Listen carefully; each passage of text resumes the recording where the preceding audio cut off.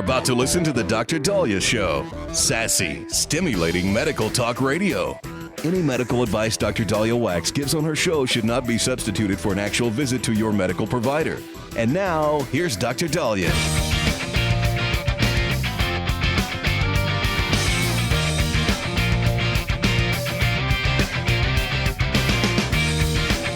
Quit being flippin' idiots, parents. I mean, what is going on here?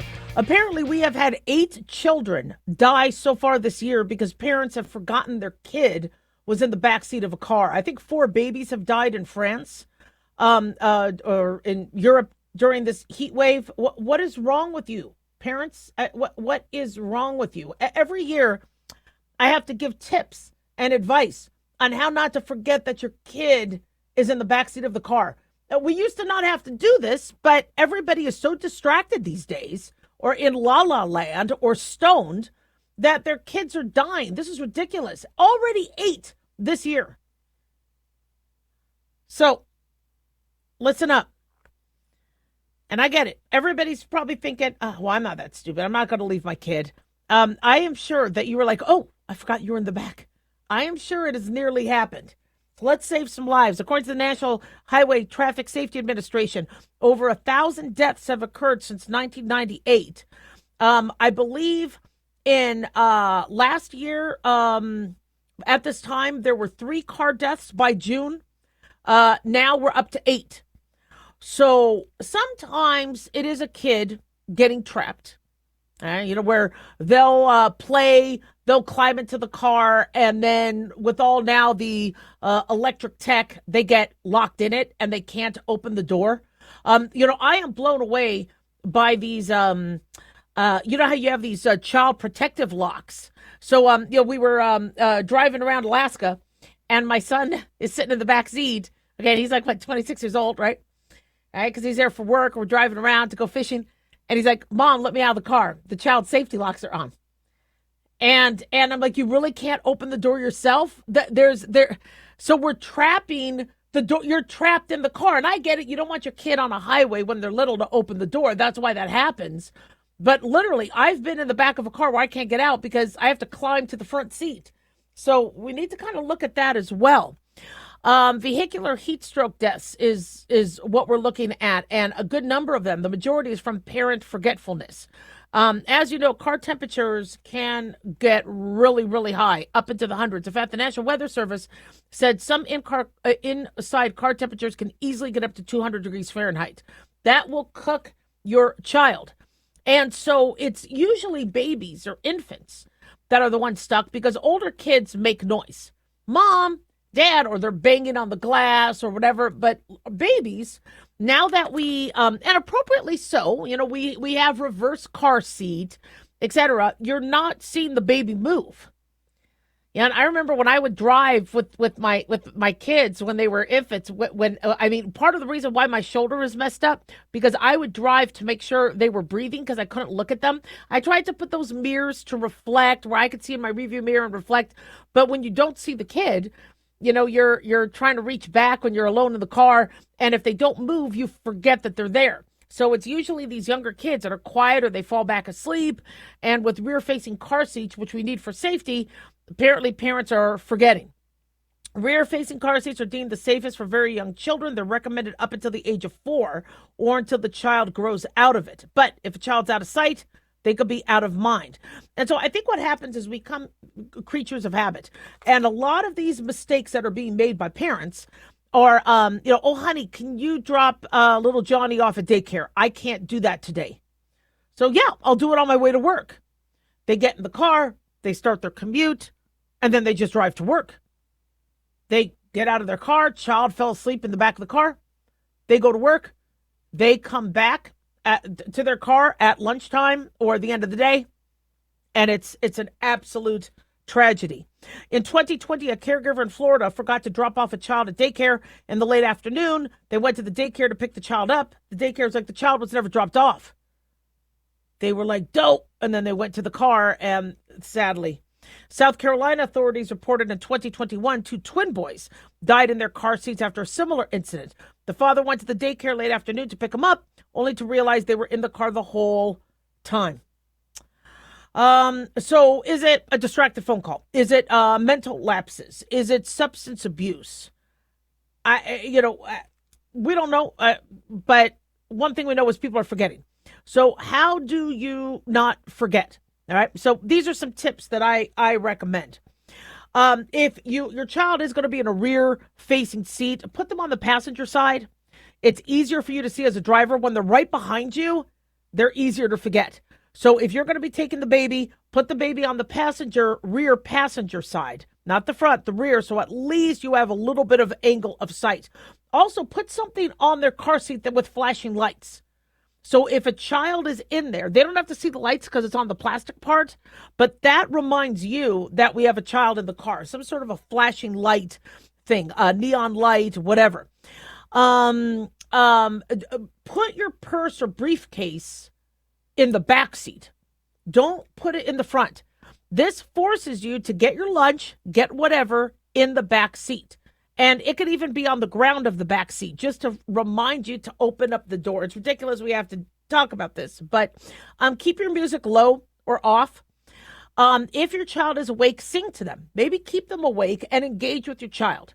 I always sang to my kids while driving. I would talk to them, but then they would, definitely fall asleep.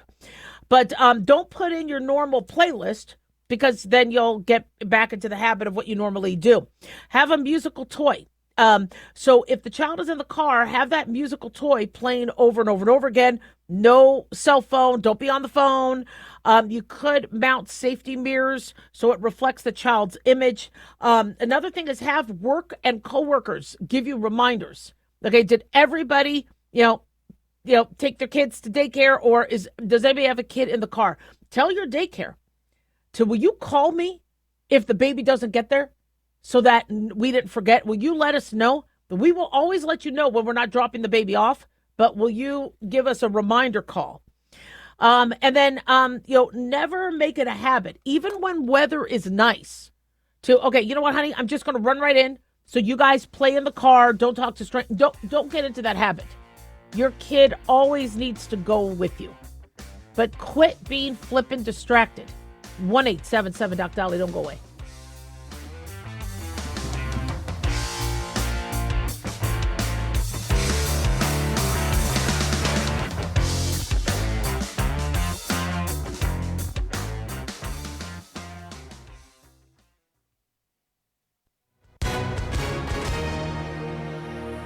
Hi, everyone. If you've been injured in an accident and think you deserve compensation, listen up.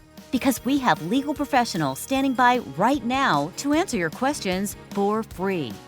We'll help you find out if you have a case and how much it's potentially worth. If you were hurt in a car accident, truck accident, motorcycle accident, rideshare accident, slip and fall, or any other type of accident, call our 24/7 hotline now and let us help you find out how much your case is potentially worth. Call 800-978-6800. That's 800-978-6800. 800-978-6800. I'm Gina Hart, here with spokesman Jack Mercer. So Jack, tell our listeners who should give us a call right now. Well, Gina, first off, thank you for having me join you here in the studio. It's always great to answer the listeners' questions. Now, as far as who should call in, anyone who's been injured in an accident and think you deserve compensation, give us a call right now. The call is free, the consultation is free, and with our no-fee guarantee, you pay nothing unless we win you money. That's great advice. Thanks, Jack. And is it true that the Legal Help Center is open 24/7? That's right, Gina. We're open anytime you need us, 24 hours a day, 7 days a week. So if you or someone you know were injured in an accident of any kind, call now and let us help you find out if you have a case and how much it's potentially worth. Call 800-978-6800. That's 800-978-6800. 800-978-6800. Advertisement sponsored by Legal Help Center. Not available in California. May not be available in all states.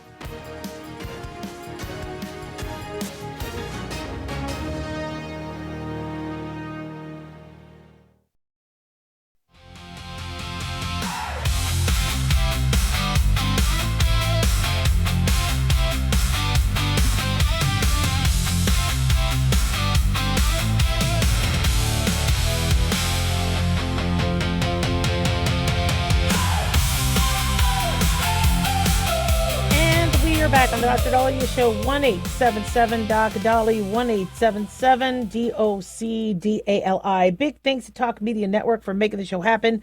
Big thanks to Daniel, our producer, and big thanks to y'all for tuning in. We really do appreciate it. Don't forget to follow us on Twitter or X at Dr. Dahlia, Facebook, The Dr. Dahlia Show, and on YouTube, click like and subscribe.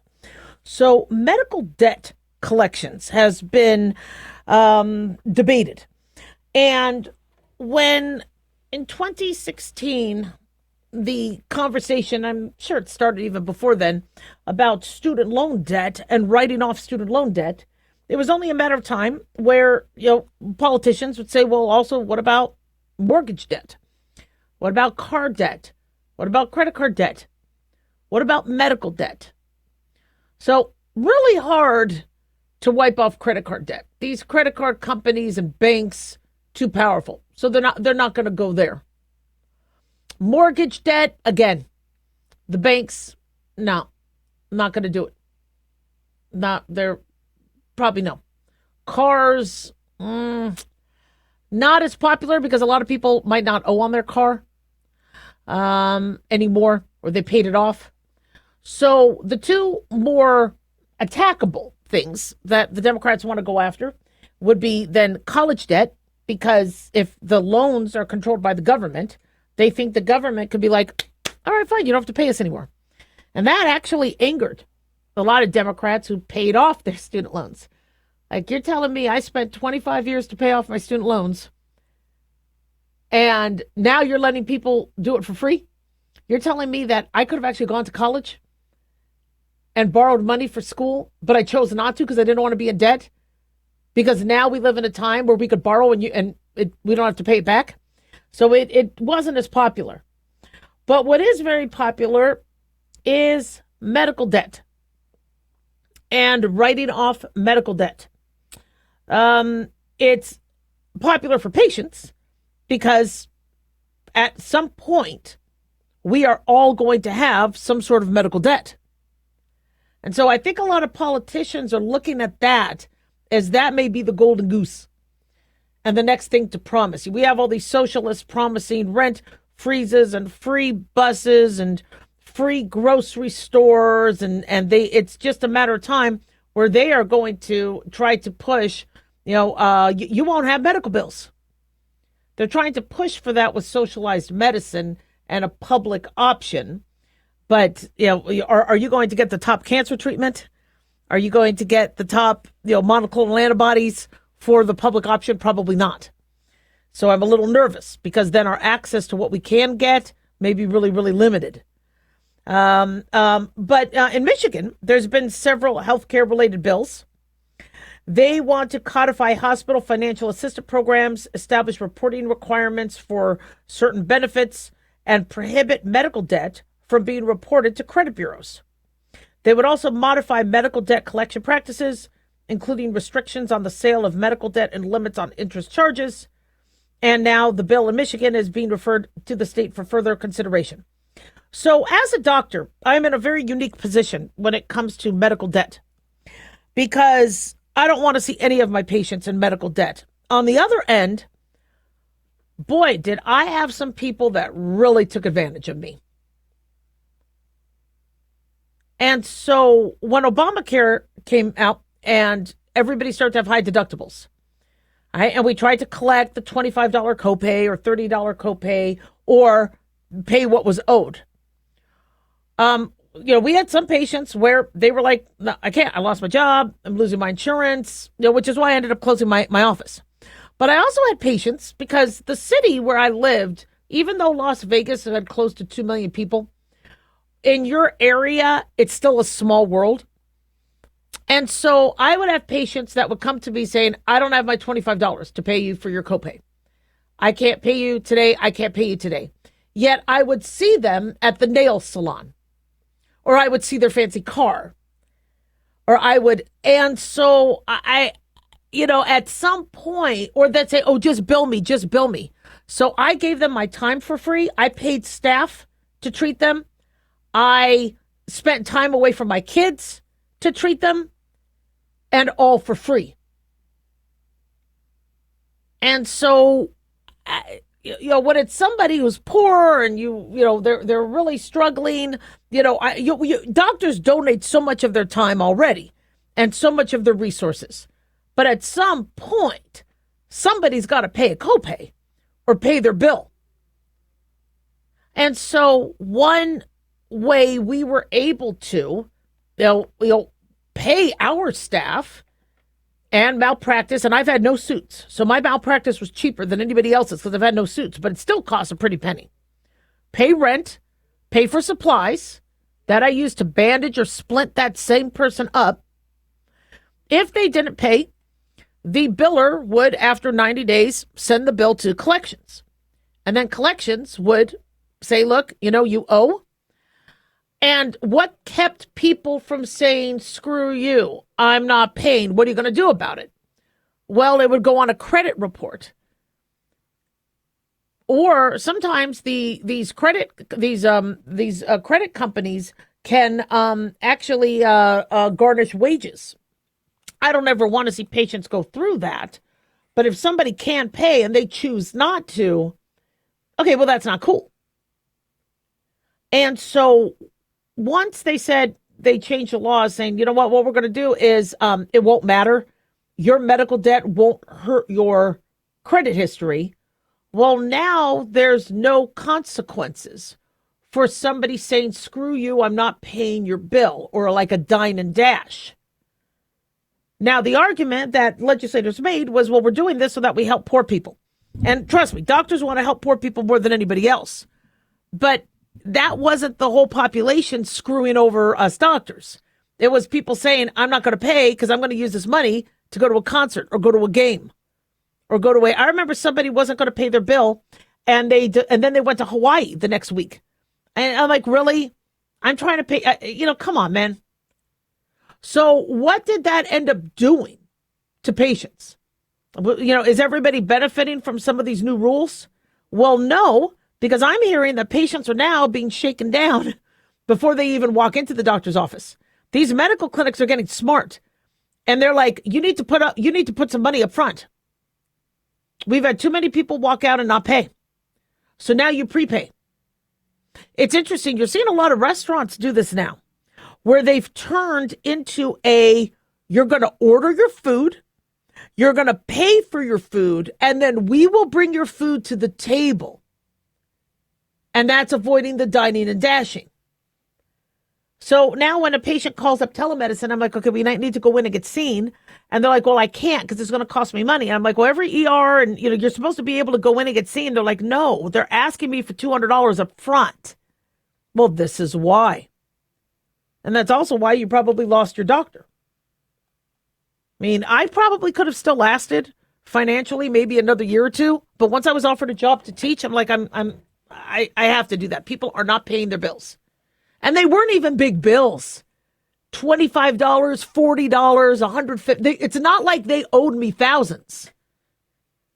But if people aren't going to pay and there's no repercussions for that, they won't pay. And I told you I was at my brother's house years ago and he laid out all the bills. He had all the bills and there was like about 25 of them. And he said, these are the ones I need to pay first and these are the ones I'm paying last. And I go to the one, I go, that's a medical bill. And I'm like, why is that one last? He goes, because the doctors will either write it off or they'll work with you or the power bill, the consequences are I lose my power. But the doctor bill, what's going to happen? They're not going to see me again? So when there's no consequences, people aren't going to pay. And so what ends up happening? Well, then doctors are like, well, forget it. I'm closing down. Or you now have to go to a corporation to get your medical care. And that corporation is going to want to see the money up front. And if they don't see that money up front, you're in trouble. Now, somebody could say, well, in America, we're still good in America. What's the worst thing that could happen? Well, apparently in Mexico during COVID, if you needed oxygen and you needed to go to the hospital, if you didn't have money up front, they wouldn't take you. And so I was one of the guys in the media I was working with. He was doing an interview on me, one of the local stations. And he said his grandmother has been turned away multiple times because she doesn't have the cash up front to give them so she could get oxygen. You know how frightening that is? And my husband was in a car accident years ago in the 90s in Mexico. They wouldn't even touch him until he emptied out his wallet. Is that the socialized medicine system we want in America? Starting to go that way. So listen, medical debt, we don't want people, who are afflicted with cancer, sadly, just burdened with hundreds of thousands of dollars in medical debt. But on the other end, if no one's paying the doctors or the hospitals, no one's taking care of you. 1-877-DOC-DOLLY.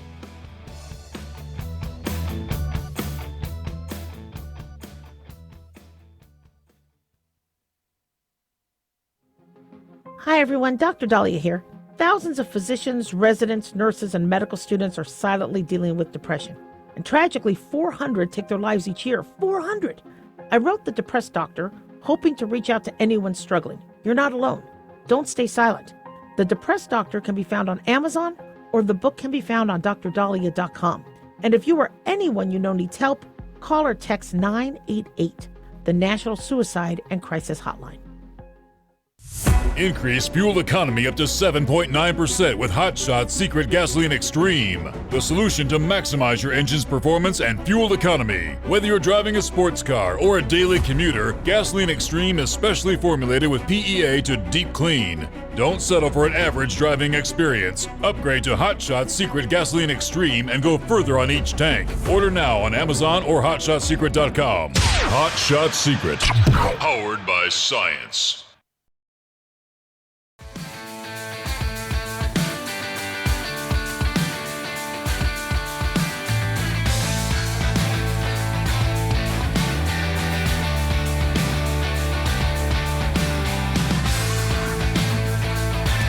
All right, we are back on Dr. Dahlia Show, 1-877-DOC-DOLLY, 1-877-DOC-DALI. So we have some breaking news. According to NBC4, a mistrial has been declared in the federal arson trial over the Palisades fire. Jonathan Rinderknecht has been facing 3 federal arson charges for allegedly causing the January 2025 Palisades wildfire. And I just got some breaking news that came over my wire saying that the jurors were deadlocked and now a mistrial has been declared. They said jurors could not reach a decision. The judge announced this decision just now, a day after the jury told the court that there were deep divisions among panel members that could not be resolved. So 30-year-old Jonathan Rinderknecht had faced 3 arson counts in connection with the fires: destruction of property by means of fire, arson affecting property used in interstate commerce, and timber set afire.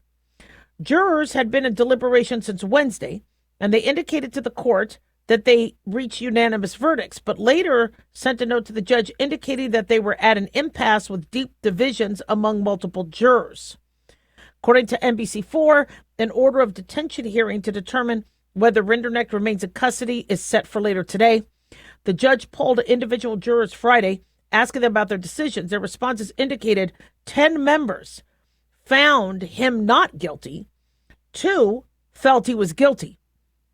The judge also asked whether the jury agreed they were deadlocked, and each member indicated that they believed the panel would not reach a unanimous decision.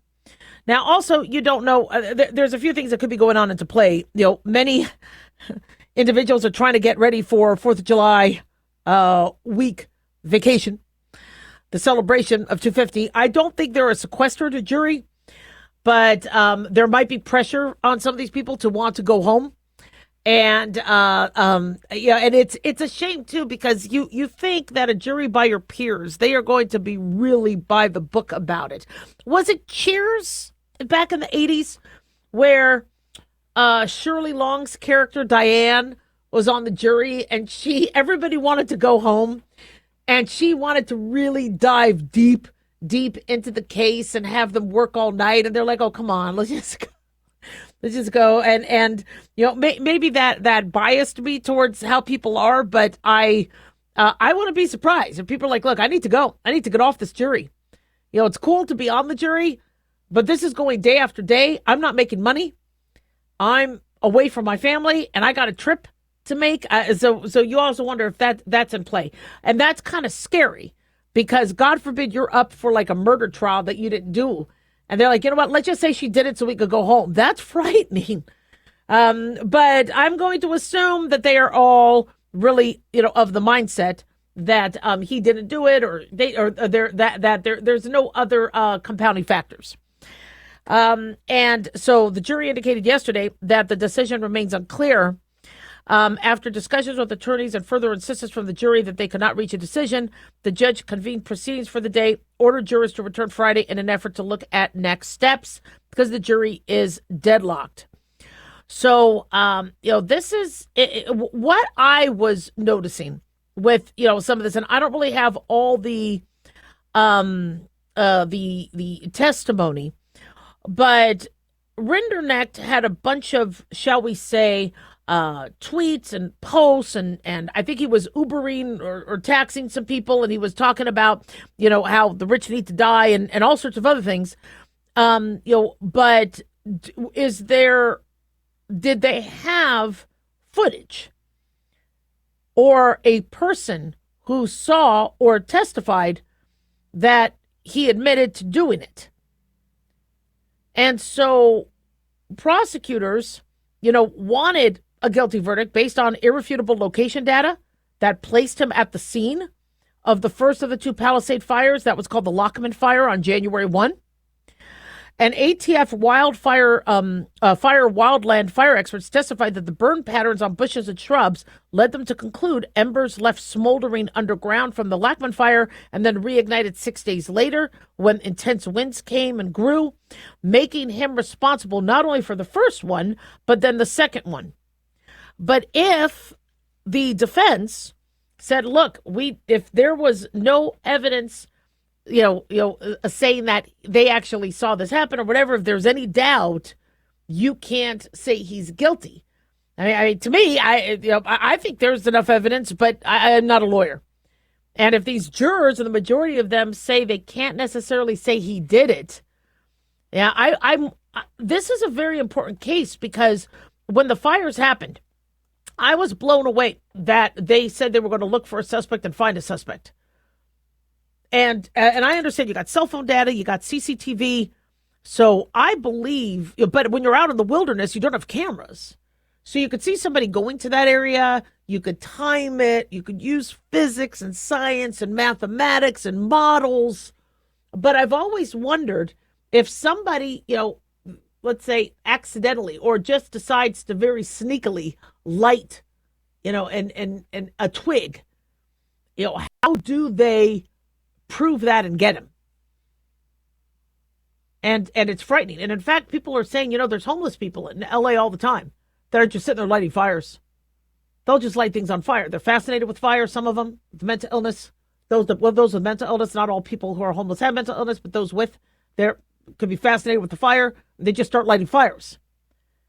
And that these things can happen very easily. And with the dry shrubbery, I am blown away that it doesn't happen more. I'm glad it doesn't happen more. But wow. Well, it won't happen more often if we prove that we can very easily, to 100% accuracy, figure out and determine that it's you. So you will get caught. But if the prosecutors couldn't prove to the degree that the jurors needed that it was him, and people are reading this going, see, that's it. Nobody saw him do it. They think he did it, but they can't actually say he did it. Trust me, there are anarchists out there that would just love to mess with things. I mean, look at what, some of these libs are doing to the reflecting pool in D.C. Really? So, there was evidence of a green Bic barbecue lighter that was found in his car. And so one of the, let me give credit where credit is due here. Assistant U.S. Attorney Dan B. Kim said he went up a hill in the Pacific Palisades, a neighborhood he personally associated with wealth and rejection, and he took his lighter with him. And the defendant lit this fire. But people are saying there wasn't enough proof that he's the one that did it, and he lit it. So I'm trying to see if I have any other, shall we say, comments from this. So anyway, people are watching this, and this fire, because we're also, the defense is trying to say is, look, okay, there was the Lockman fire, but then there was a reignition of the fire January 7th. You're going to blame him for both fires? Well, if he lit the first one and it reignited, it makes sense to blame him for both or accuse him of both, because that a second fire wouldn't have happened if he didn't start the first. So there is legal precedence to have somebody responsible for both. But if they can't prove that he did the first, then they can't prove he did the second. And 12 people died in this Palisades fire. But he was not charged in connection with those deaths. And the prosecutors were not permitted to discuss the deaths during the trial. There were 8 women on the jury and 4 men considering the case. 2 original jurors were replaced with alternate jurors. So we'll keep you posted. But if it's a mistrial, then there's going to be a whole new, I'm still shocked that they found him, and if he did do it, he needs to pay. But unfortunately, if they can't prove it, you see where there's challenges, especially with future fires. 1-877 Doc Dolly.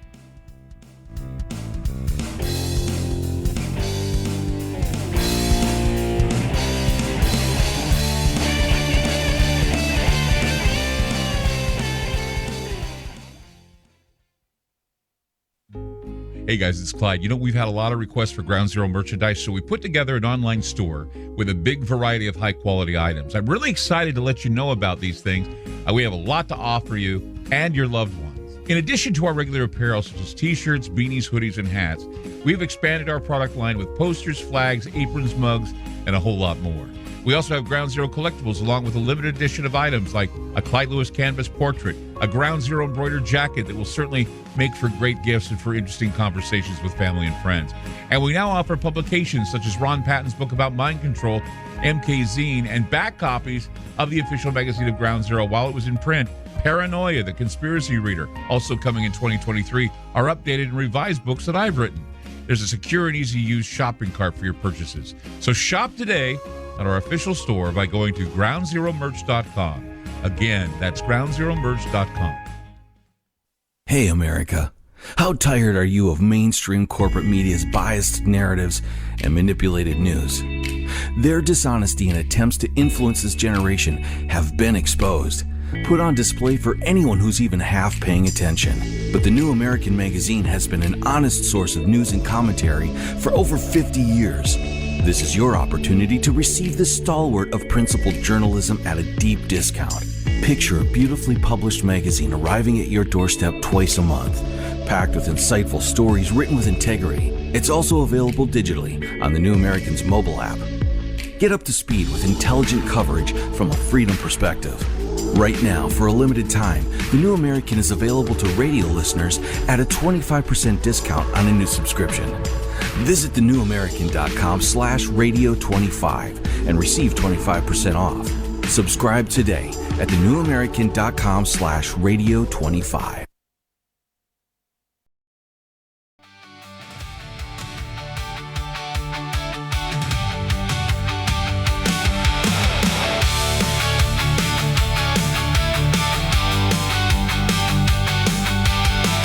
Back on the Dr. Dolly Show, 1-877 Doc Dolly, 1-877 DOCDALI. So people are wondering if Mamdani is going to make good on some of his socialistic, communistic, Marxist promises. And so one thing that happened, we have some breaking news, is that the New York City rent freeze is now in effect. On Thursday night, the Rent Guidelines Board, in a 7-1 vote, passed a rent freeze for roughly 1 million regulated units in the city. According to Zohran Mamdani, he said this is a historic victory for New York City tenants. After reviewing the data and hearing from New Yorkers across the city, the independent RGB has delivered a freeze on 1-year leases and the first ever freeze on 2-year leases in our city's history. They say this is the relief that working people across our city deserve. So not everybody's rent is stabilized. There's 1 million units. And so I guess you can go to a website to find out if your apartment falls under that category. They say notices are going to be sent to the addresses within 20 days. The freeze begins for leases that started on or after October 1st and on or before September 30th, 2027. It'll apply to both 1 and 2 year leases. So if you're re-signing a lease between those dates, you're going to get to take advantage of the rent freeze. The hope is to provide some relief for tenants. So if you already have like a 4-year lease and your rent is then already frozen, right? Because if you signed to pay, unless your lease says it's going to go up every month, but if your lease, they're saying any new lease that you're doing or re-signing in this period, it will not be able to, I guess, increase your rent. So when I heard people talk about this, they're like, well, oh my gosh, that's wonderful. Why aren't more cities doing this? Why did it take this long? Well, because rent freezes have severe long-term consequences. So one thing that they're trying to do in Congress and they're trying to do across the United States is make more affordable housing. Rent freezes can destabilize the housing market and reduce that sort of supply. So if you want new rental buildings and you want new apartments, and a developer is like, well, wait a second, I have to freeze the rent, which cuts our profit, and the government has too much control, I'm not going to develop here. Forget that. And another thing some landlords may do is, well, wait a second, let me read the fine line. If these are apartments, what if I call them condos? What if I change things up, maybe break down a couple walls, and they don't get legally classified as an apartment? Okay, so now I can go and then, if somebody doesn't want to freeze the rent, they're going to find a way to not freeze the rent.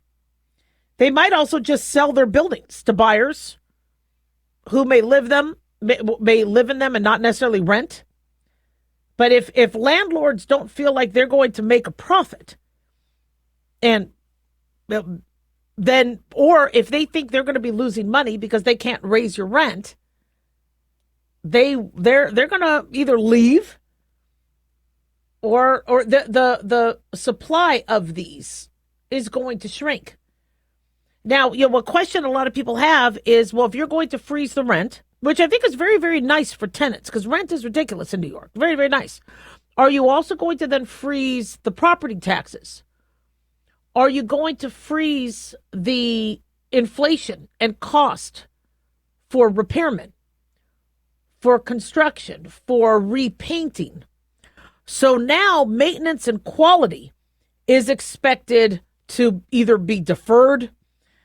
Are they going to, they wanted to fix the roof. Are they going to now wait on that? Were there certain repairs that they were going to do, but they're like, you know what? I'm going to save the money. I'm going to wait till this rent freeze is over. I don't have to repaint today. And so then you start to wonder what is going to be the quality of these conditions. Now, Mamdani had said, if a landlord does not properly take care of a building, it's going to get confiscated. So does this sound like America? Yeah.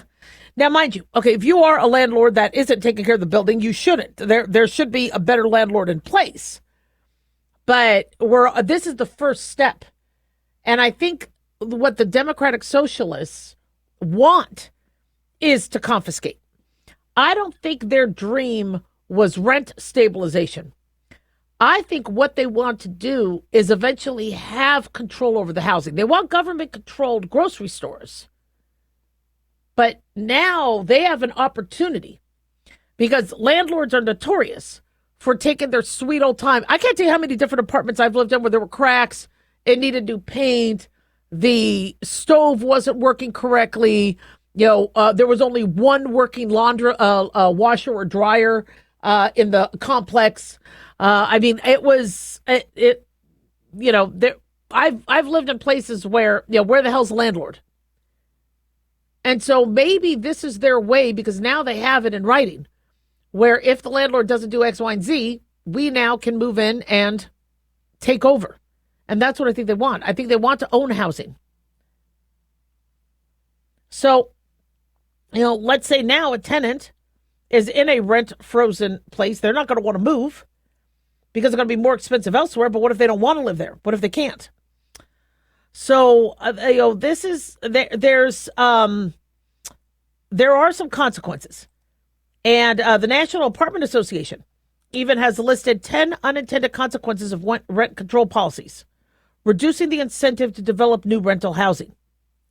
They say more than 70% of housing providers have or expect to reduce development in rent-controlled markets by scaling back plans, shifting to other markets, or canceling plans altogether.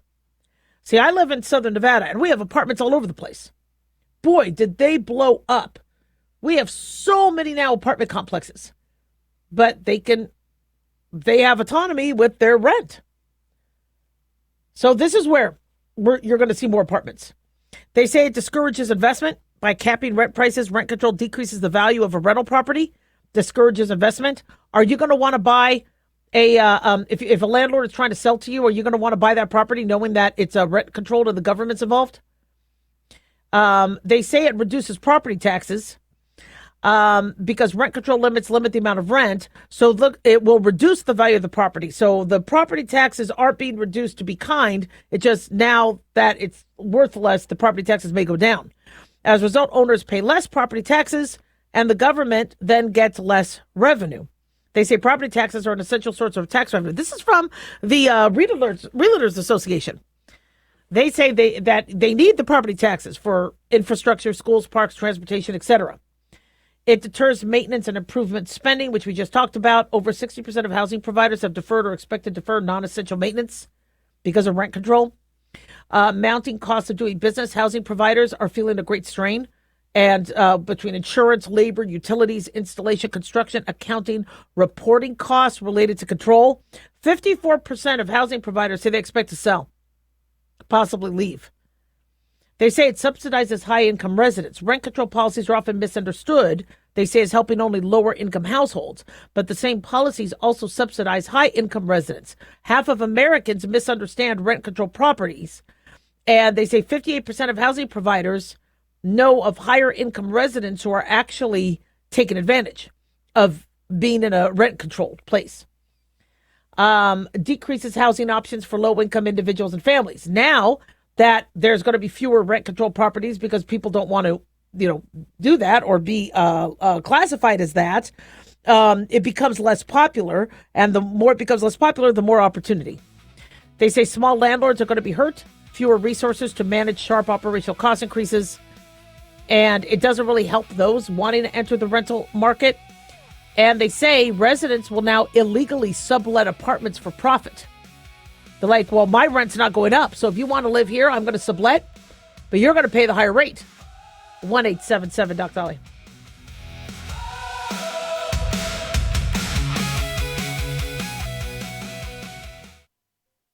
Looking for an easy read that can actually help secure someone's future? Pick up a copy of Mark Falter's book, Common Sense Income Strategies. For the past 30-plus years, Mark has helped thousands of hardworking Americans secure their financial future by using strategies that continue to create wealth, whether the market is up or down. Strategies that will make perfect sense once you take the time to read this powerful book. Common Sense Income Strategies brings to you what Mark has been teaching in person and talking about on the radio for decades. It's not rocket science, it's a pretty easy read. You've worked too long and too hard not to see the fruits of your labor.